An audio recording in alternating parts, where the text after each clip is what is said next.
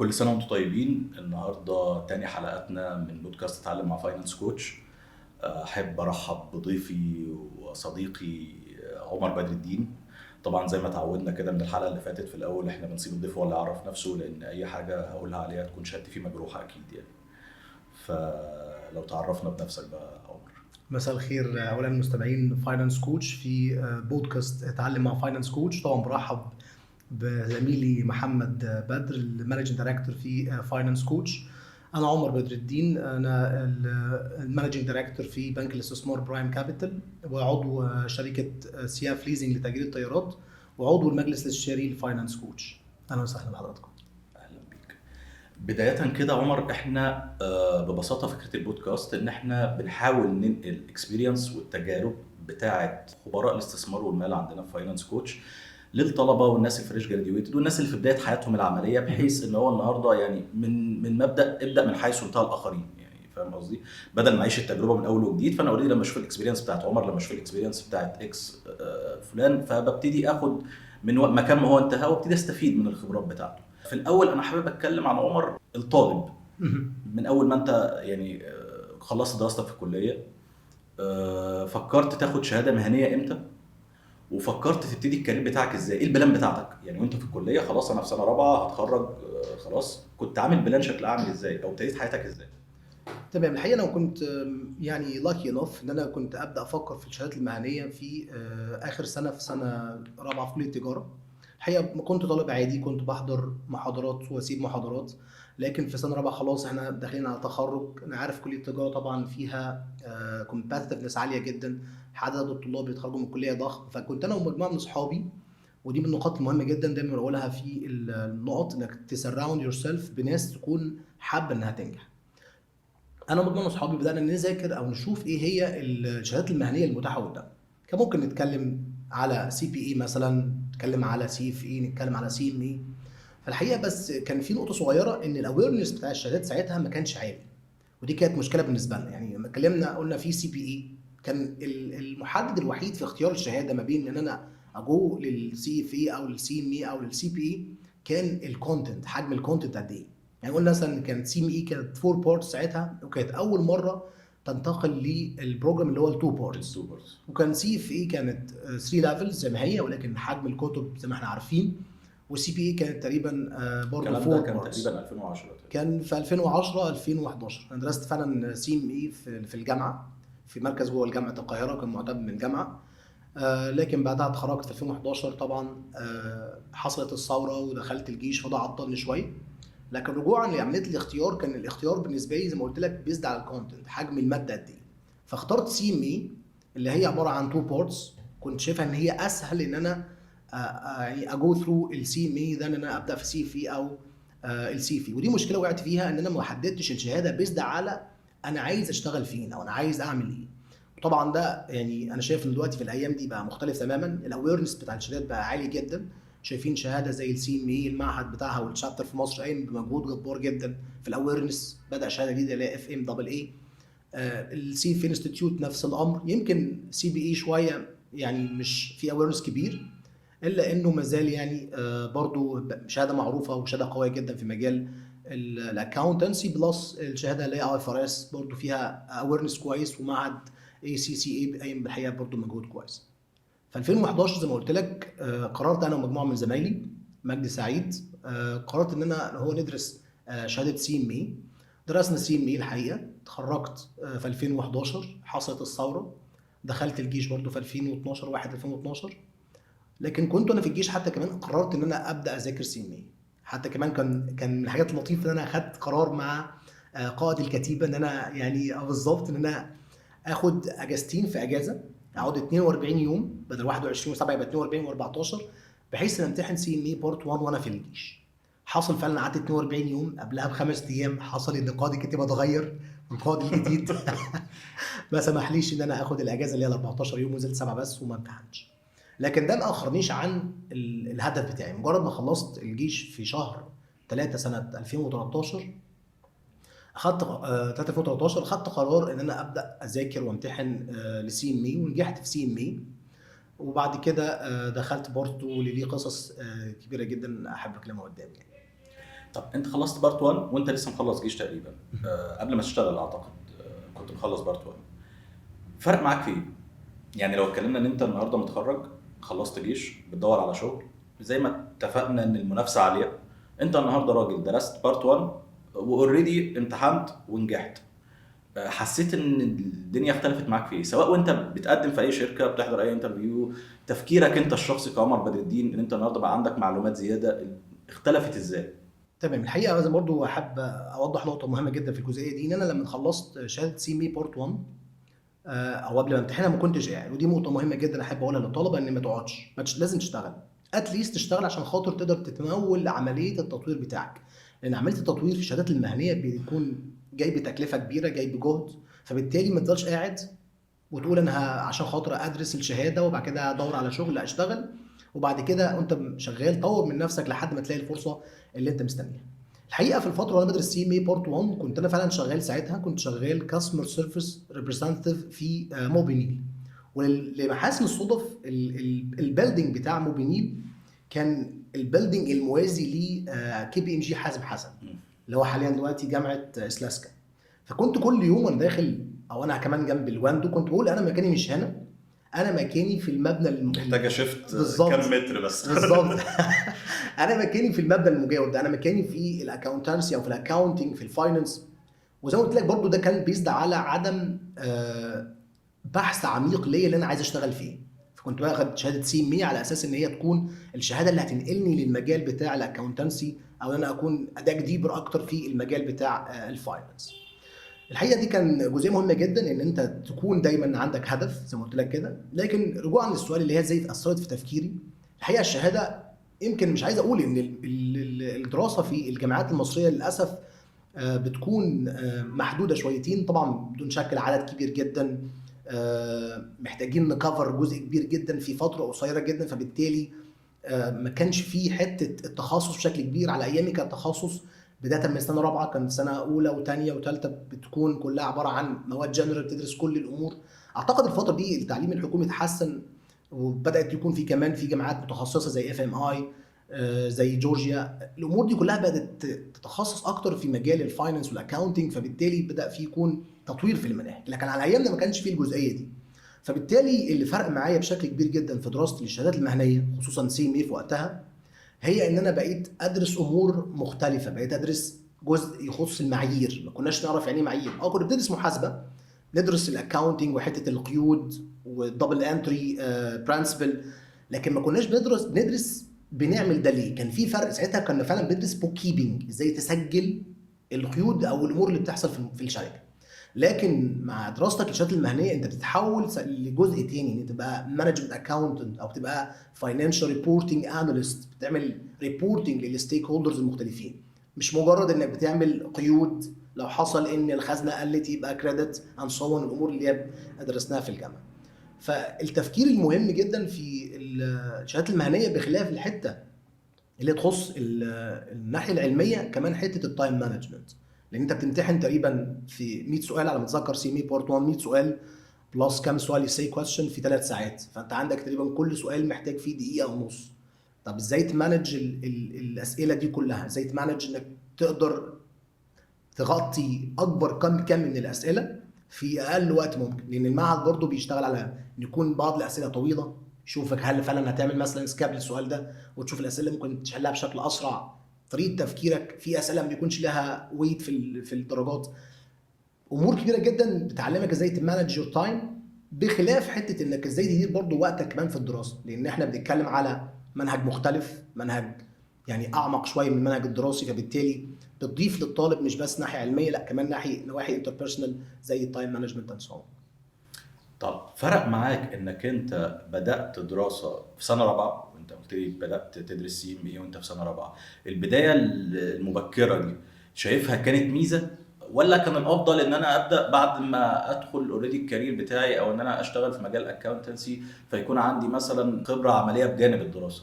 انت شايف اني احسن من وجهة نظرك ومن الاكسبيرينس اللي انت مريت بيها؟ الحقيقه من وجهه نظري، وزي ما قلت ان انت في تنافس كبير جدا في الكليه، في فتره كليه التجاره، يعني خريجين كليه التجاره بيتنافسوا على عدد محدود جدا في المجال الاكاونتنج اند فاينانس، فبالتالي التنافس فيه عالي جدا. انا وجهه نظري ان احنا كان ممكن يكون زمان كان في رفاهيه ان انت تاخد، كان دايما يتقال لنا ان السي ام اي اتس مانجيريال سيرتيفيكت. انت عشان تنقل مثلا انك تكون تشيف اكاونتنت او انك تبقى سي اف او محتاج يكون معاك شهاده مهنيه زي سي ام اي. دلوقتي مفيش الرفاهيه دي، رفاهيه الشهاده احيانا دلوقتي بقت مش عايز اقول اتس ماست، لكن اتليست يكون عندك الرغبه انك تاخد النولج اللي موجود جوه الشهاده. ما بقولكش لازم تكون سي ام اي هولدر او سي في شارت هولدر اند سو اون، لكن محتاج انك فعلا تاخد النولج اللي موجود عشان تعوض النقص اللي موجود في الكونتنت بتاع التعليم الجامعي. انا الحقيقه كنت شايفها ميزه ليا، لان هي فتحت عندي افكار كبيره جدا ان المجال بتاع الفاينانس لا محتاج حد يكون دارس، محتاج حد يكون عارف هو ايه المجال اللي هيدخله. كمان الحقيقه لما دخلتها بدري عرفتني ان لا يا عمر انت كنت محتاج تاخد ستيب باك، محتاج تدرس ايه هي الكاريرز اللي بتقدمها كليه التجاره، وده اللي كنا اتكلمنا عنه في قبل كده في اللايف. لان بعد ما درست سي ام اي بارت 1 درست سي ام اي بارت 2 في 2014، الحقيقه لقيت ان مجال الفاينانس اجمل بكتير بالنسبه لي انا كعمر، اجمل بكتير من مجال الاكاونتنج، مجال البوك كيبنج، مجال حتى كمان لو كان فاينانشال ريبورتنج.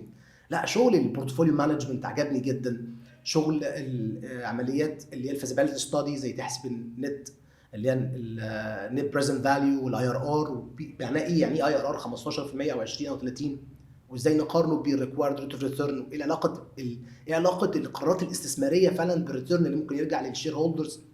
كل الامور دي فتحت لي ان انا لا ان انا مش المجال بتاعي مجال الاكاونت، لكن ارجع واقول ان انا ساعتها برضو ما سبتش الشغل الاكاونتنج، فضلت مكمل في الاكاونتنج. زي ما قلنا يا شباب انت ممكن تكمل في مجال انت مش حابب انك تكمل فيه، ولكن لحد ما يجيلك الفرصه زي ما قلنا اتليست هتفاينانس حته الديفلوبمنت ليك في الفتره اللي جايه. فبدون شك لا وجودي ان انا دخلت الشهاده في سن مبكره، يمكن في زي ما قلت سنه رابعه سبعه كليه، كنت اول رابعه ابتدائي في سنه رابعه كليه الحقيقه فتح لي عقلي بشكل كبير جدا ان لا احنا محتاجين ناخد نولج اكبر من اللي ناخدها في الجامعه. عرفتني كمان زي ما قلت لك كده ان في اكتر من كارير، حاجات تخص الاوديت، حاجات تخص الفاينانس، حاجات تخص الاكاونتنج، المانجمنت اكاونتنج، الكوستنج اند سو اون. وزي ما قلت لك كمان الكلام ده انا عملته في فتره كانت دراسه الشهاده كانت رفاهيه، زي ما قلت لك بيشوفوها كانها مانجيريال ريكوايرمنت، ما هياش محتاجه مثلا للانتري ليفل او الميد ليفل. لكن دلوقتي مع وجود العدد الضخم والتنافس الكبير ما بين الطلبه على عدد محدود من الوظائف، بقت بالنسبه لي او وجهه نظري بقت شبه مصر دلوقتي بالنسبه للطلبه. والحقيقه انا شايف بصفتي محاضر يعني فاينانس كوتش، شايف ان فعلا زمان لما بدانا عمليه التدريب في فاينانس كوتش في 2016 كان المتوسط العمري للطلبه عندنا كانت اراوند 29 30. دلوقتي المتوسط اعتقد نزل يمكن 24 او 23 او 25، اللي هو معناه ان دلوقتي الشريحه الاكبر من الطلبه بقت من اللي هي لسه متخرجين جداد او حتى كمان اللي لسه بيدرسوا، وده حقيقه شيء مبشر جدا. طب خلينا ننتقل بقى في الحته دي النقطه انت ذكرتها حالا، قلت لي انا بعد ما درست بارت 2 حسيت انه لا، انا الاكاونتنسي ما كانتش هي الباشن او الشغف بتاعي، فانا كنت محتاج فعلا ان انا اشفت اروح للفاينانس. ده هياخدنا لنقطتين. اول نقطه انت ذكرتها بالفعل اللي هو فكره ان انا حتى لما لقيت ان انا حابب حاجه تانية او شغفي في حته تانية انا بطلت الشغل، انا كملت في نفس المسار بتاعي لحد ما اتيحت لي الفرصه ان انا اشفت. ودي انت ممكن تحكيها لنا جت ازاي يعني. النقطه الثانيه برضو والاهم، الشيء بالشيء يذكر يعني، قرارك بعد ما عملت عمليه الشيفتنج للفاينانس كان صح النهارده بقى يعني بعد ما قعدنا الفتره دي وبعد ما تحكي لنا عملت الشيفتنج ده ازاي والدنيا مشيت ازاي، حاسس انك انت اخترت الاختيار الصح ولا لو رجع بيك الزمن لورا ما كنتش هتاخد الخطوه دي؟ تمام. الحقيقه انا زي ما قلت لك انا في بارت 2 في سي ام اي بارت 2 لقيت ان المجال بتاع الفاينانس مور انترستنج ذان الاكاونتنج، فبالتالي خدت قرار ان انا لا لازم اشوف بقى الشهادات المهنيه الثانيه او ايه الكاريرز اللي بتخدم على الجزء بتاع الفاينانس ده. فالحقيقه كنت بعمل حاجه، كنت خلاص قربت اخلص سي ام اي بارت 2 فبدات ادرس كمان معاها سي في ليفل 1. طلبت من المحاضر بتاعي محمود جاد كان بيشرح لي ساعتها سي ام اي بارت 2. محمود جاد حاليا هو الهيد اوف ريسيرش في العربي الافريقي الدولي. فالحقيقه كان هو بيدرس سي في اي وكان بيشرح لنا سي ام اي بارت 2. في الحقيقه طلبت منه ان يعني يبعت لنا الكتب بتاعه سي في ليفل 1. طبعا بدون شك في اول وهله كان في رهبه كبيره شوك. وصدمه. بالظبط لان فعلا بتتكلم ما بين بارت 2 كان كتاب واحد تقريبا 200 صفحه 300 صفحه، انك تتحول لماده او المنهج بيتكون من 6 كتب، كل كتاب 200 300 صفحه، بتتكلم في 2000 صفحه على مدار ليفل واحد من 3 ليفلات، كل ليفل بتديك ديبر جوه المعلومات بتاعت المنهج. فكانت صدمه كبيره جدا. لكن الحقيقه حتى الهيدلاينز بتاعت التوبكس كانت شيقه. بيقول لك نتكلم في الايكونومكس، هنتكلم في البورتفوليو مانجمنت، الايكويتي انفستمنتس. بخلاف الايكويتي انفستمنتس كان في كمان ديريفاتيفز، كان في بورتفوليو مانجمنت، كان في فيكسد انكم سكيورتيز. بخلاف الاثكس، كل المود دي كلها كانت مجرد المسميات، الهيدلاينز بتاعت التوبكس كانت مشوقه. بخلاف بارت 2 اللي كان بيتكلم، او الحقيقه بارت 2 كان هو السبب اللي ان انا اتحول اكتر لجزء بتاع الفاينانس. بدات اذاكر الحقيقه كان من خلال المنحه اللي بتقدمها او بيقدمها التشابتر او السوسايتي بتاع سي في مصر هنا. بعد كده لقيت عشان تضييع الوقت حبيت اذاكر مع نفسي، بدات اذاكر مع نفسي سي ام اي بورت 1 سي في ليفل 1. الحقيقه كانت ممتع تماما، ممتع. والجميل في الموضوع ده ان انا في الفتره دي اتعرفت على مهاب حمدي. الحقيقه مهاب برضو كان من ضمن الاسباب، كان هو بيدرس ساعتها، او هو كان درس سي في ليفل 1 وانا كنت بدرس سي ام اي بارت 2، خلصت بارت 2 كان خلص ليفل 1. فكان برضو ضمن التشجيع ان احنا نتكلم بقى على ان ازاي نخش في المجال الفاينانس. حتى انا فاكر البوست اللي هو اتعرفت عليه، كنت انا كاتب بوست لطيف كده، ان انا بوست هايبوثيتيكال، يعني حاجه كده افتراضيه، ان كان مثلا خطيبتي بتقول لي بتذاكر ايه يا عمر، فقلت لها بورتفوليو مانجمنت، فقالت لي نام يا حبيبي ربنا يهديك. فهو ساعتها علق على البوست، يعني قال لي ده انت بتذاكر ليفل 1 زينا. فقلت له ازيك يا مهاب، وتعرفت عليه. وكان الحقيقه الموقف اللي دايما بقوله، اللي هو لما اتعرفت عليه واتقابلنا لاول مره، كان في التحرير في احد المطاعم، وكنا اتكلمنا ان هو كان ليفل 1 مختلف بشكل كبير جدا عن سيمي بارت 2. وهاب كان ساعتها سيمي هولدر، كان مختلف بشكل كبير جدا، زي ما قلنا 6 كتب. فبالتالي كان عمليه النجاح كانت مش سهله، ما كانتش سهله زي ما كنت متخيل في بارت 2. زي ما قلت لك بارت 2 كان بارت 2 كان مور اوف فاينانس، خلينا ادخل في جزئيه الليفل 1. لكن ما كانش فعلا سهل انك ازاي تمانج بقى، مش بس انك تمانج 200 صفحه بتتكلم في جزء فاينانس، لا انت هتمانج بقى 10 مواد، 10 مواد في امتحان واحد. امتحان ده 6 ساعات. فالحقيقه كان في بينا زي تحدي بسيط كده، ان ازاي اقدر فعلا يعني اتخطى هذه المواد وانجح في اكبر قدر منهم واجيب اباف 70 في المواد. الحقيقه يعني بتوفيق من ربنا وبلس الثقه اللي اخدتها الحقيقه من امتحان بارت 2 وامتحان سيمي بشكل عام، اللي بالحقيقه بتدي كونفيدنس عالي في النفس بعد كده، انك تتعرف على نظام الامتحانات الامريكيه، مش مجرد انك تبقى تكتب اسئله كتير جدا زي ما كنا متعودين، لا اتس مالتيبل تشويسز، وبالتالي بتشوف ايه اكتر اجابه وازاي تمانج انك تحل الاسئله زي ما قلنا في 90 سنه. فالحقيقه قدرت انجح في الامتحان بتاع ليفل 1 في 2016. بدات ان شاء الله بدات ادخل في ليفل 2، وبرضه قدرت اعديه في 2017. بعد كده اتجوزت في 2018. طبعا خدت شوك برضه. خدت برضه راحه تقريبا يمكن سنتين، لان كمان حصل في 2019 كنت همتحن في اول 20 حصل اللي هو كانت الكورونا، وما عاد في اجل الامتحانات لمده سنه بالكامل. فامتحنت في 21 في 21 في شهر مايو، ما نجحتش. دي برضه من الحاجات اللي نتكلم عنها بقى قدام في سلاح جاي، ان حته الاوفر كونفيدنس. كنت الحقيقه مريت باوفر كونفيدنس، لان انا نجحت سي بارت 1 على طول اول مره، بارت 2 في سي مي اول مره، سي في ليفل 1 من اول مره، سي في ليفل 2 من اول مره. ذاكرت سي في ليفل 3 بشكل مختصر، يعني ما اديتوش وقت بتاعه بشكل كبير جدا، وكان في كونفيدنس عالي عندي ان انا هنجح. لكن حصل موقف ممكن نحكي قدام ما نجحتش فيه، لكن نجحت في 2021 في امتحان نوفمبر. يعني خلينا الشيء بالشيء يذكر، انت دخلت اوريدي الامتحان اعتقد 6 مرات في الشهادتين دول.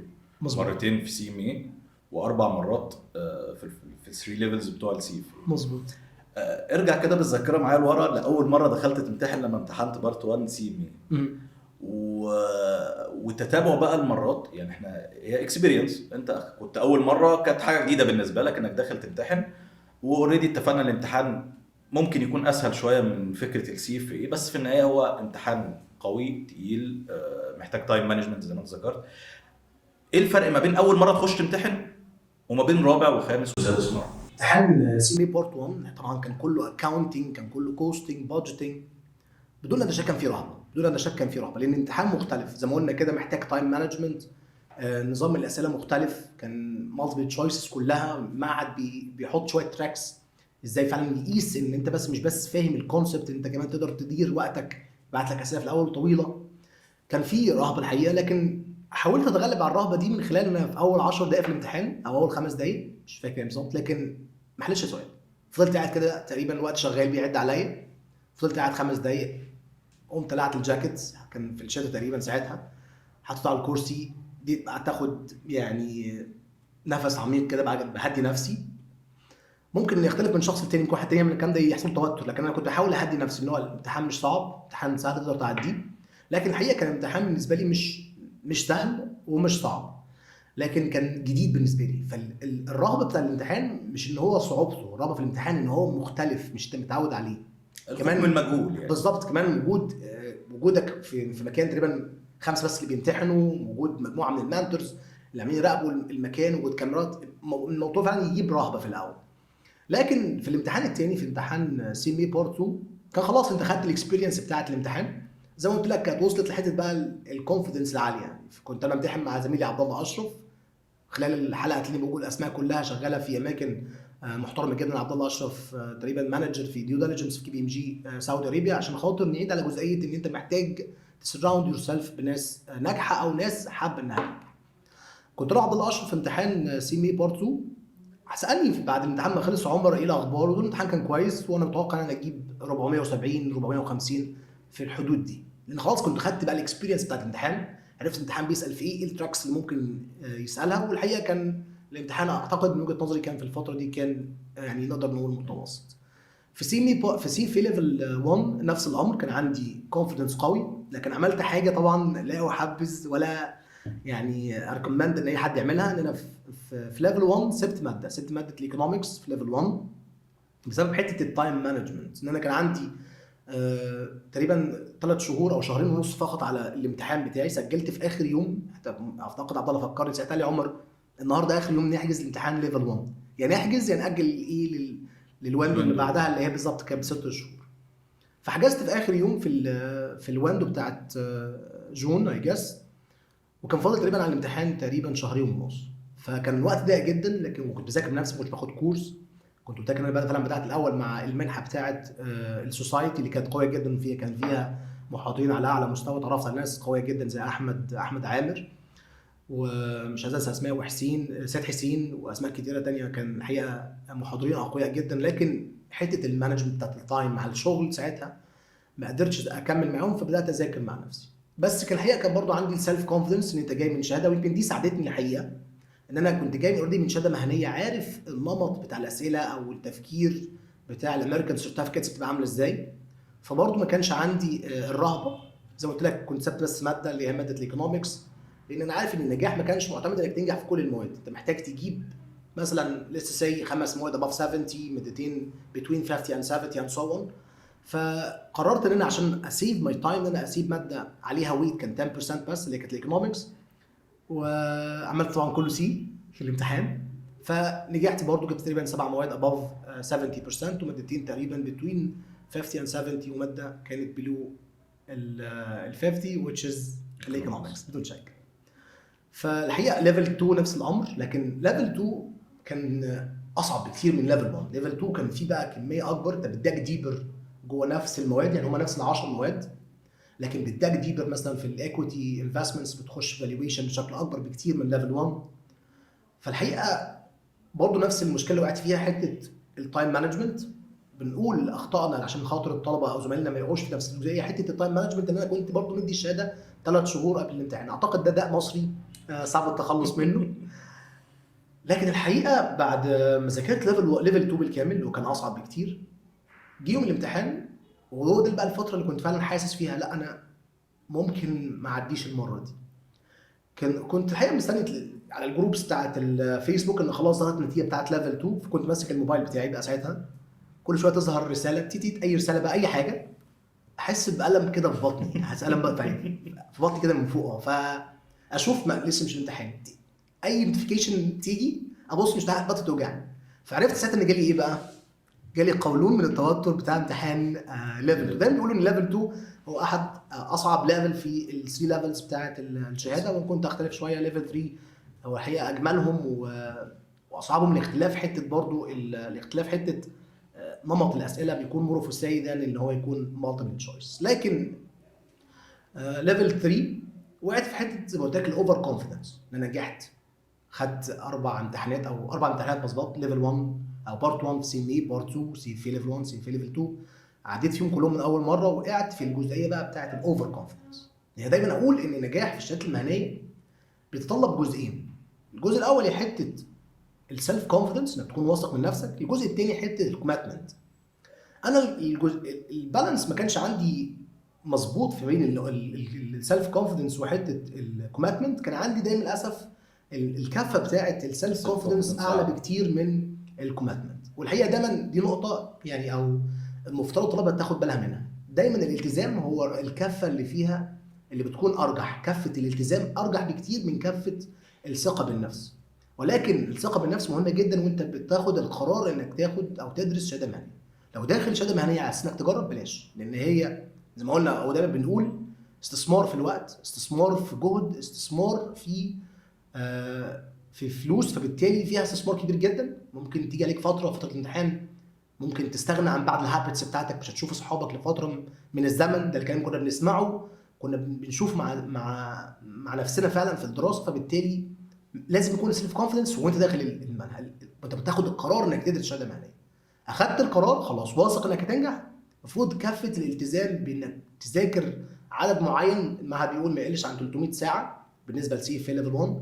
محتاج تذاكر اكتر من كده، محتاج تمانج يور تايم ما بين شغلك. لو انت شغلك بتاخد فيه فترات اطول ممكن تصحى بدري. احنا كنا بنسمع قصص من الانفستمنت ستورز في حته ازاي انه فعلا كان بيحتاج انه يذاكر من بعد الفجر لحد الساعه 8 عشان يروح الشغل، يرجع من بعد الشغل يذاكر الويك اندز. فبالتالي محتاجه فعلا بشكل كبير جدا. فزي ما قلت لك كده كانت رحله كونفيدنس كبيره جدا. دايما الحياه فيها دايما بنقول كده بيكس يعني في داونز. فبالتالي برضو كنت انا وصلت للبيك في حته السيلف كونفيدنس في ليفل 3. بعد كده وقعت لان انا تخطيت مرحله الكونفيدنس، وصلت يمكن لمرحله نقدر نقول غرور.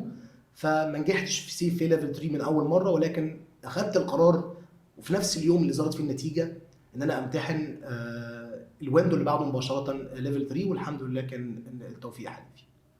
خلينا يعني في النقطة دي بالذات، لأن أغلب الطلبة ومن خلال اللي احنا بنشوفه حتى عندنا في السنتر، ومع كمان الظروف الاقتصادية اللي احنا بقينا فيها والانفليشن وما إلى ذلك، دايما ما بيبقاش في كونفيدنس على قد ما بيبقى في فير أو خوف. الطالب بيبقى دايما حاطط قدامه الريسك، بيبقى هو عامل زي الوحش اللي ظاهر قدام عينه وهو دايما مركز عليه. الباس ريت قليل، في ناس دخلت ما توفقتش، الكوست بتاعت الامتحان كبيرة جدا. انا النهارده اغلب المعاهد او تقريبا كل المعاهد الامتحان بتاعها بالفورين كارنسي. انا مش هدفع بالجنيه، انا هدفع بالدولار، هدفع بالاسترليني، هدفع anyway ايا كانت العمله يعني.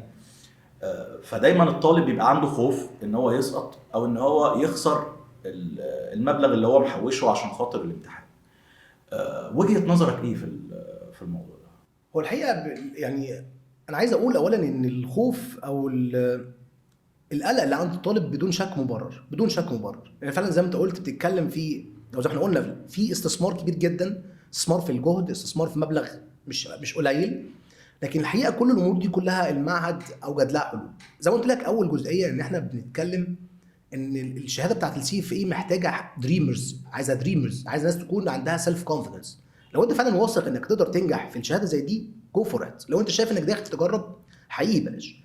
لكن حتى المشاكل دي تم اتوجد لها حلول. مثلا حته التكلفه، المعهد حاليا بيقدم يعني رقم كبير جدا من المنح. في منحه تخص البنات بس الفيميل تخص اعتقد اللي هي الومن سكولرشيب، في منحه تخص الناس كلها، في منحه تخص الناس اللي شغالين في از ريجليتور اند سو اون، في منحه تخص الطلبه.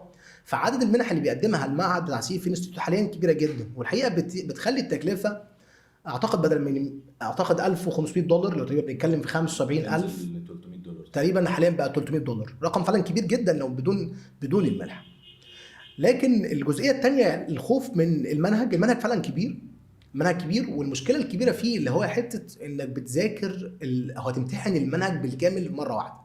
لكن دي كمان برضو ما بقى موجود لها دلوقتي حلول اللي هي متواجده في التريننج سنترز. التريننج سنترز دلوقتي في الشهادات المهنيه بقت كتيره جدا. فاينانس كوتش يمكن هو الليدنج تريننج سنتر في حته السي في مصر.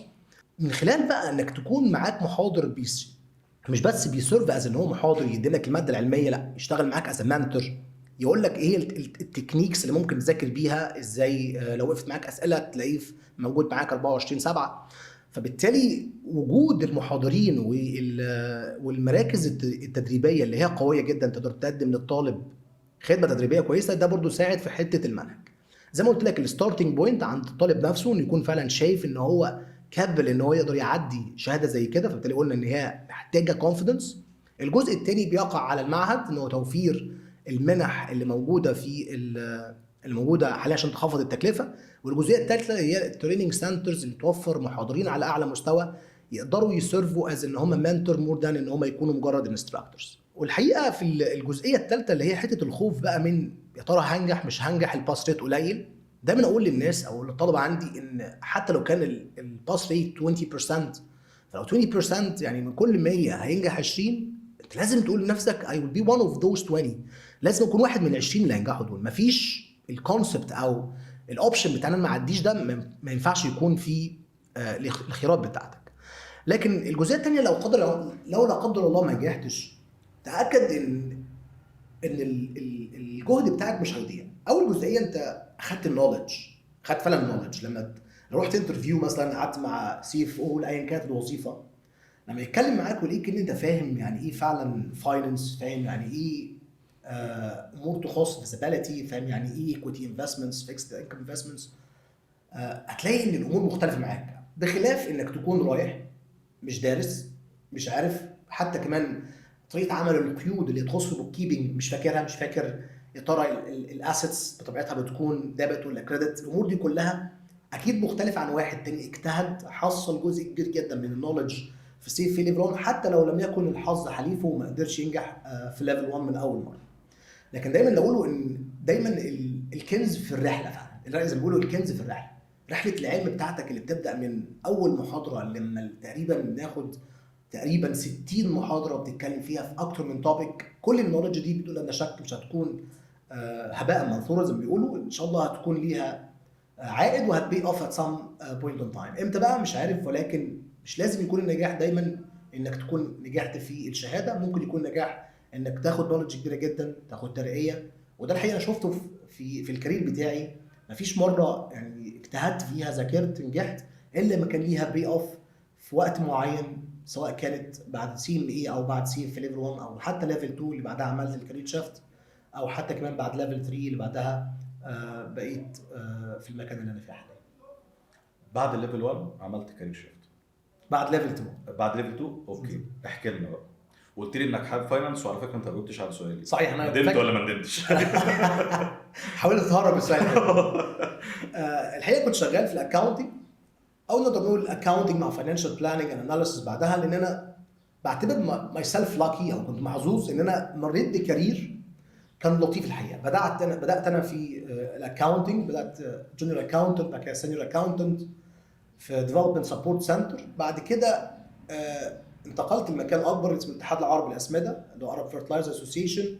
هو زي اتحاد الكوره كده واتحاد شركات الاسمده في الوطن العربي، بيختص اكتر بجزئيه الديفلوبمنت بتاعت الصناعه والامور دي. يعني كنت شغال في جزء البادجتنج هناك، بعمل بادجتنج بجانب الامور اللي تخص الاكاونتنج. وهناك كنت بدرس السي في ليفل 2. زي ما قلت لك بعد ليفل 1 كنت انا حابب اكتر المجال بتاع الفاينانس، لكن زي ما قلت ان انا دايما هكمل في الشغل بتاعي لحد ما تجي الفرصه ان انا اعمل الكارير شافت. الحقيقه كان جات فرصه في شركه اسمها فينكورب. كان كانت شركه فاينانشال اناليسيز اند اعتقد بيسموها احنا هنا في المجال بتاعنا اللي هو اندبندنت فاينانشال ادفايزر IFA. قدمت فيها وكانت الحقيقه فتره صعبه جدا، اللي هو بقى السؤال بتاع الندم من عدمه، لان انا هيكون الشركه اللي كنت فيها كانت شركه مستقره، اجيب بايدن دولار هناك، كنت بقبض بالدولار.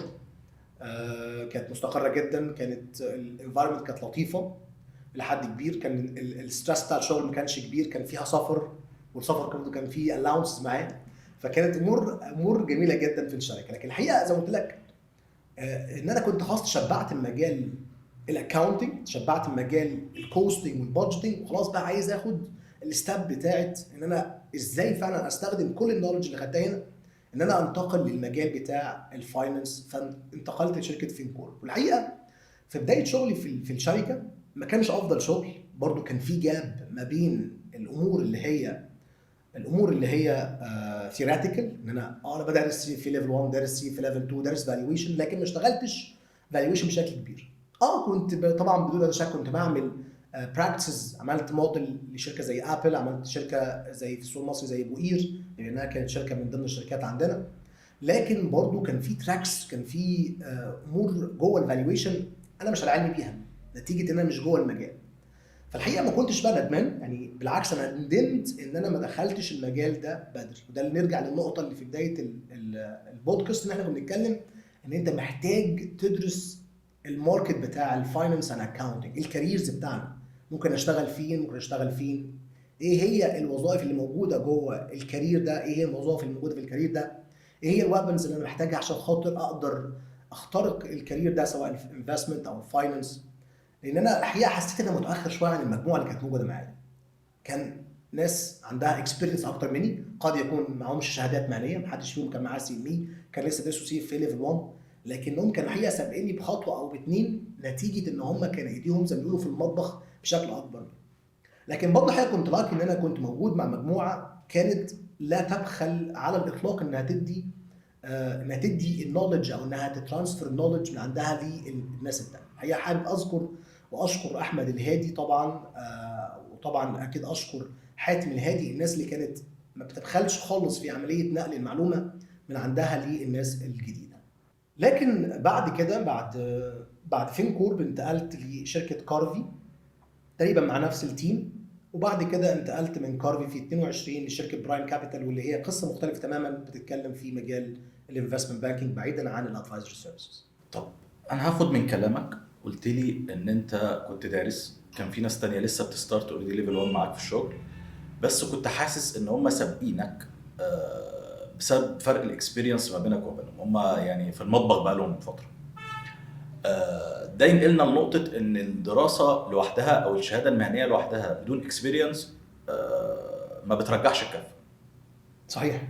لان في بعض الناس للاسف او بعض الطلبه بيبقى متخيل ان هو مثلا هو درس ليفل 1 CFA، فبيبتدي هنا يعني ده ما بيبقاش كونفيدنس، هو بيوصل فعلا لمرحله الغرور، انا نجحت في ليفل 1 انا بدرس ليفل 2، فممكن حتى يكون هو في شغله بيتعامل مع حد تاني اكبر منه في الاكسبيرينس، بس يبتدي هو يبص له من ناحيه ايه، يعني انت ما تعبتش زي ما انا تعبت، فاهم قصدي، او انت ما درستش زي ما انا درست، ما دفعتش فلوس عشان تمتحن زي ما انا عملت، فاهم قصدي، فبيبتدي ينسى او يتناسى فرق الاكسبيرينس اللي ما بينه وما بين الشخص التاني اللي موجود في المكان ده، وهنا بيحصل كونفليكت.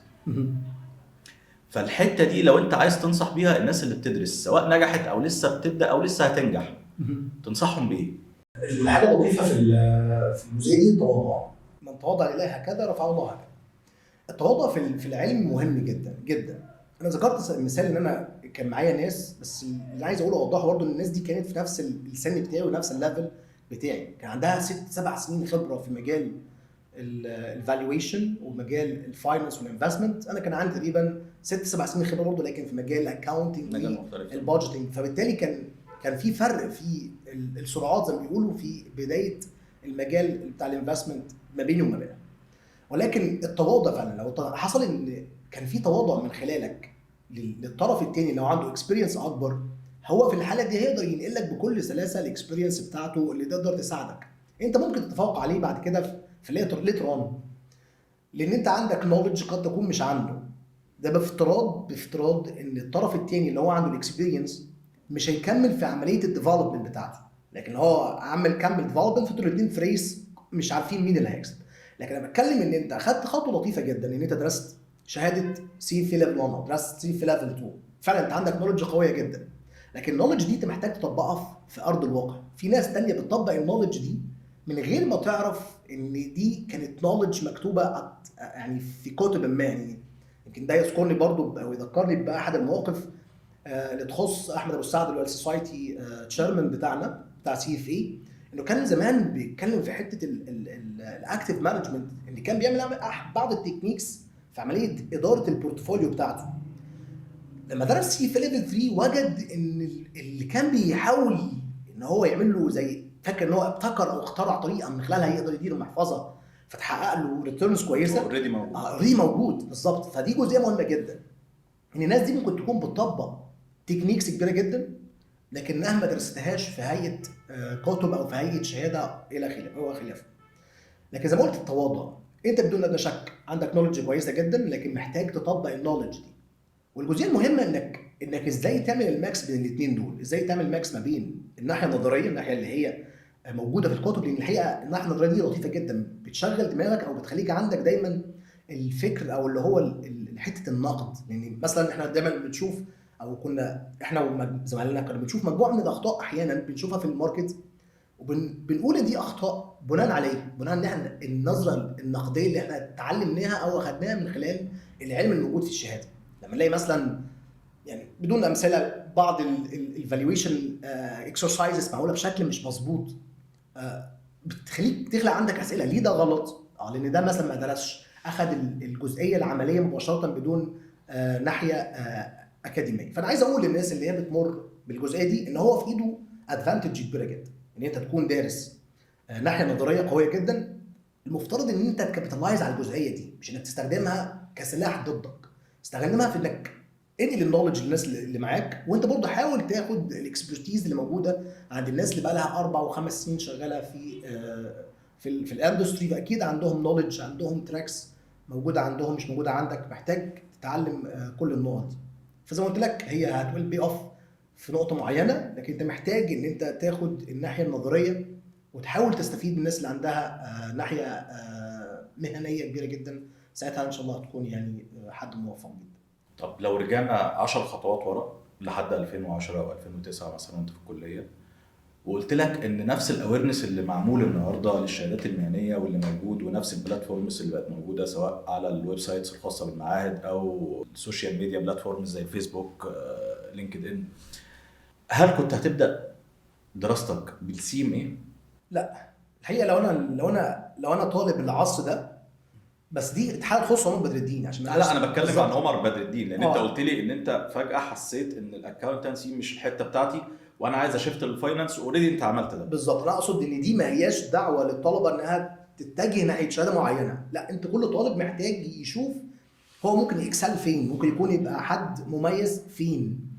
فانا لو انا طالب الايام دي الحقيقه كنت هتجه مباشره لسي في، لان انا وجدت شغفي اكتر في الامور اللي هي كانت انترستنج اكتر. كنتش حابب قوي موضوع البوك كيبنج وموضوع الفاينانشال ريبورتنج قد ما حبيت جزئيه الفيزيبيليتي ستادي، ازاي تعمل فالويشن للستوكس، ازاي تتكلم في تمويل الشركات بشكل عامل ازاي.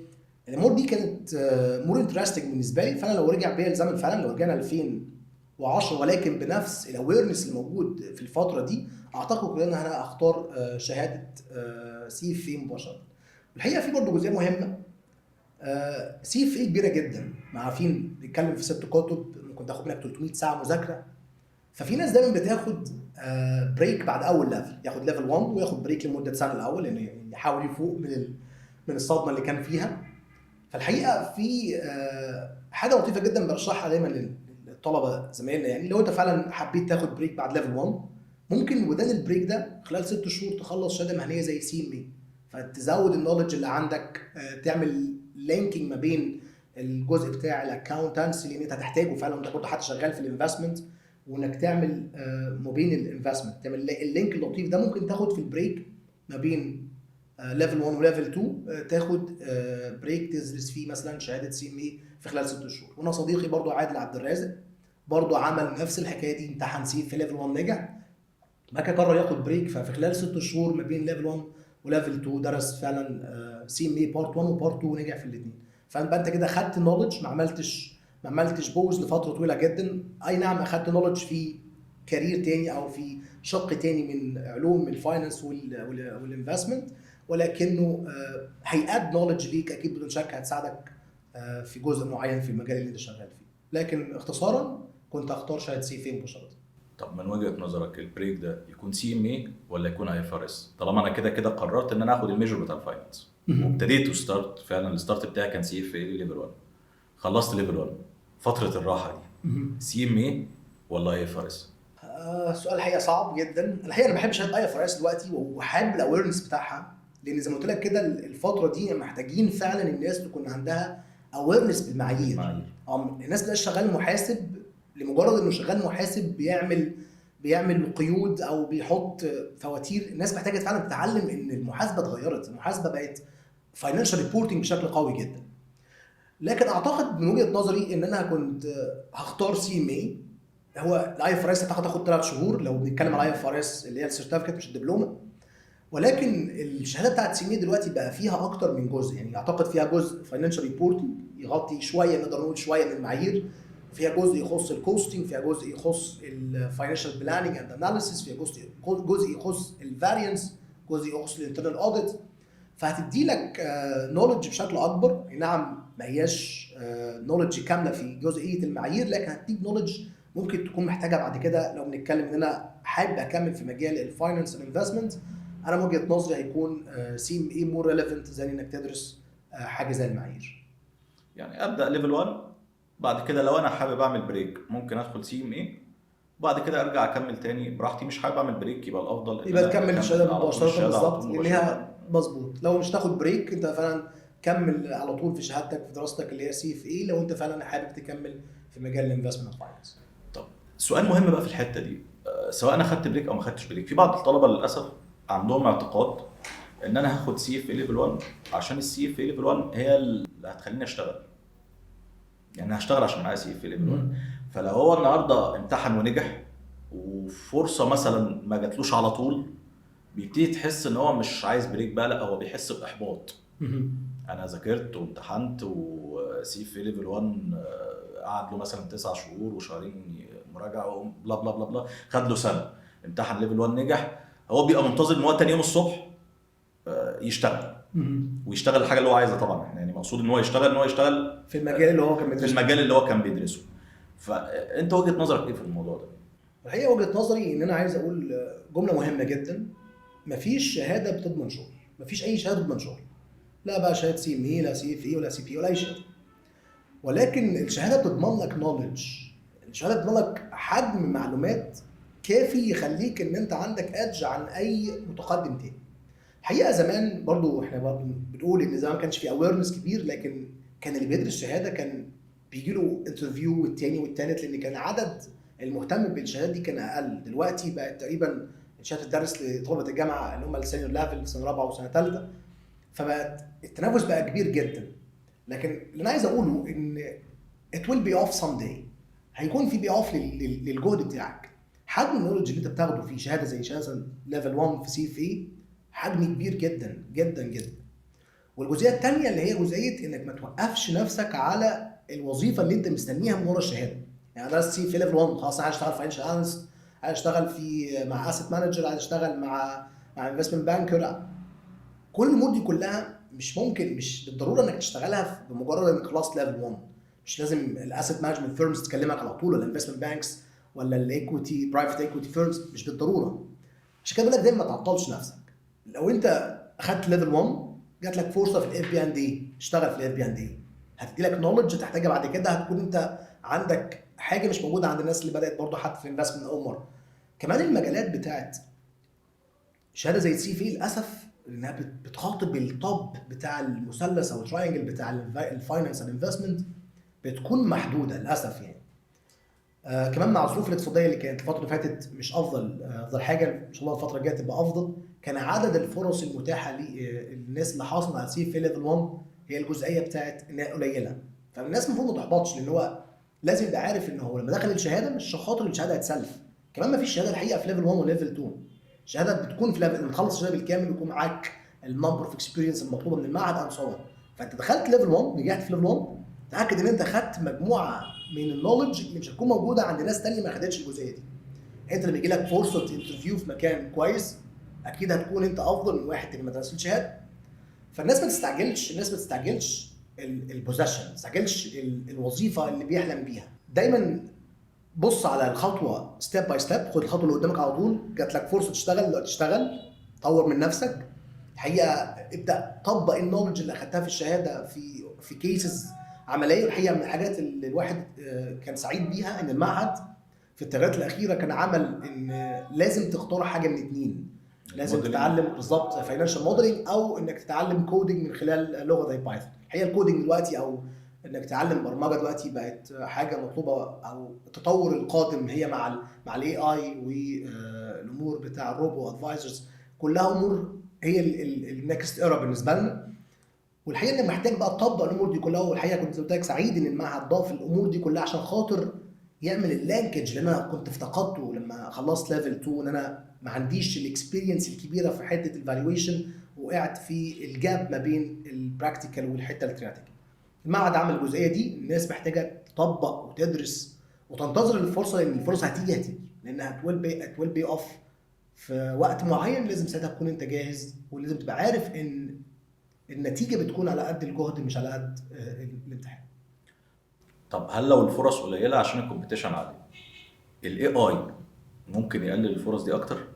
والله دايما الاي اي يعني فعلا الاي اي بدون شك تطور بيخلق مجموعه من التحديات اللي ممكن بسببها تقلل مجموعه من الفرص، لكن تاكد انها بتخلق مجموعه من الفرص اللي الناس محتاجه ان هي تستغلها بدون شك. يعني لو بصينا على الفترات السابقه القديمه جدا هتلاقي ان كان في مثلا وظائف موجوده زي مثلا اللي هو زي المثال التقليدي اللي هو الطيار اللي بيسوق الهليكوبتر، بلس المصور اللي عشان ياخد الشوت من فوق. فبالتالي دلوقتي موجود الدرونز، الوظيفتين دول انتهوا تماما. لكن بدون ادنى شك خلقت وظيفه جديده. يعني الدرون ده محتاج حد يكون هو يتحكم فيها وياخد الشوتس عامله ازاي. فبالتالي وجود التطور التكنولوجي او وجود الاي اي زي ما هو بيخلق تحديات، هو برضه بيخلق فرص. الحاجه المهمه ان دايما العنصر البشري يكون موجود. يعني في درون عملت 2 خرجوا، لكن ستيل في واحد عنده النولج ازاي ان هو يتحكم في الدرون او ياخد الشوت بشكل معين. فبالتالي برضه خلقت بوزيشن جديد. فوجود الاي اي بدون شك هيقلل وجود نقاط كتيره جدا في المجال بتاعنا، زي مثلا الاستراتيجيز او الالجوريزمز بتاعت التريدنج. لكن هتظل دايما بتفتقد جزء معين، بتفتقد الحس الانساني. الامور اللي هي اللي تخص الاي اي تلاقيها امور يعني مجوفه، يعني ما عندهاش امور بيزد على كودز معموله. ما فيش امور تخص الامور الانسانيه اللي هو احساسك تجاه اللي بيحصل مش تكون موجوده. لكن هو بياخد قرارات مباشره بيزد على الالجوريزمز الموجوده بتاعته او الكودنج الموجوده جوه الاي اي روبوت مثلا او ايا كانت الماشين. فبالتالي اي نعم هتقلل بعض الوظائف، لكن في كل الاحوال هيظل العنصر البشري اللي هو خلق الاي اي او صنع الاي اي هو اللي هيكون برضو يعني بيمثل اكبر جزئيه واهم جزئيه في الوظائف بتاعتنا. سريعا كده، انا مش عايز اطول عليك اكتر من كده يا باشا اشرفنا. كل سنه وانت طيب. تصح السلامه. اشكرك. وخدنا منك وقت كتير اطلاقا. وحابب اختم بكلمه بقى انت توجهها لكل الطلبه، سواء اللي هم في السينيور ليفل او الطلبه الفريش اللي لسه ما وجدوش فرصه. وجه لهم نصيحه من عمر بدر الدين تحب تقول لهم؟ الحقيقه انا بعتذر لان شباب كلام كان فيري فيرم. الحقيقه كنت متخيل بودكاست بقى اي صوفه واجي بالشورت وبتاع، لكن طلب منك يكون فورمال. الحقيقه النصيحه هي انك تحدد هدفك. دايما اول نقطه في انك توصل. كنت قرات كتاب اعتقد زمان لدكتور ابراهيم الفقي، كان تقريبا الكتاب الوحيد اللي قريته في يوم واحد. كنت في الجيش ساعتها، تقريبا مش فاكر اسمه ال10 مفاتيح بتاعت النجاح حاجه زي كده. كان من ضمنها انك تحط خطه وبعد كده تعمل ايماجينيشن بعد كده انك تنفذ. هي اللي هستكفي ب3 نقط دول، اللي هي انك اول جزء انك تعمل خطه فعلا. اوعى تاخد خطوه عشوائيه. اوعى انك تقول انا هخلص الكليه وهسيب الكليه، يعني اخلص ان شاء الله، يعني خلينا بس نستمتع بايام الكليه وكده بنشوف في عالم الحل لما نخلص الجامعه نشوف هنعمل ايه. اوعى تعمل الكلام ده. لازم يكون عندك هدف من الاول، من اول ليتس سي في سنه ثالثه في سنه رابعه تبقى عارف انت عايز تشتغل فين، حابب تشتغل في مجال ايه. لازم تعرف ايه هي الكارير باث الموجوده في كل المجالات اللي موجوده جوه الكليه بتاعتك اللي الكليه بتسيرفيس عليها. يعني وجود الخطه نص النجاح. الجزئيه الثانيه دايما، ويمكن انا كنت مدمن الجزئيه دي بعد قراءه الكتاب ده، حته الايماجينيشن. كنت دايما اتخيل نفسي نجحت في ليفل 1 هعمل ايه، تخيل نفسي نجحت بقيت في الشغلانه اللي انا كنت عايز اشتغلها، بقيت محلل مالي هعمل ايه. دايما حته الايماجينيشن دي كانت بتساعد عندي ان انا البلان بتاعتي بحس ان مش بس بالدوره، لا كمان لو انا حققتها فعلا هكون وصلت لفين. وده كان بيساعدني ان انا اخد الدافع الكبير جدا ان انا فعلا امشي على البلان بتاعتي. الجزئيه الثالثه وهي اهم واحده في الاثنين في الثلاثه عفوا، يعني هي اهم من البلان واهم من الايماجينيشن، انك تعمل تنفيذ للبلان. زي ما دايما بقول لك انا عطشان، هو دايما اشرب الكوبايه قدامك، فاهم الفكره؟ فبالتالي نفس الامر، لو انت عملت خطه كويسه وشفت نفسك هتكون فين مع تنفيذ الخطه دي. دايما السؤال التقليدي اللي محدش بيحبه اللي هو شايف نفسك فين بعد 5 سنين، لكن الحقيقه مهم جدا، مهم انك تبقى فعلا شايف نفسك فين بعد ما تنفذ الخطه بتاعتك. والاهم ده كله انك تبدا تنفذ. زي ما قلنا دايما النجاح محتاج سلاحين. السلاح الاول هو حته الكونفيدنس اللي يجي من خطه كويسه وتخيل جميل لمستقبلك، والسلاح الثاني اللي هو حته الكوميتمنت الالتزام اللي هو بيجي من خلال انك تبدا تنفيذ الخطه بتاعتك. شكرا عمر بدر الدين. انا سعيد ليك استاذ محمد ومبسوط كنت معاكم النهارده، وكل سنه وانتم طيبين. انت طيب والف خير. شكرا. كل سنه وانتم طيبين. اتمنى نكون ضيوف خفاف عليكم في رمضان، وان شاء الله نشوفكم باذن الله مع حلقه تانية مع اتعلم مع فاينانس كوتش.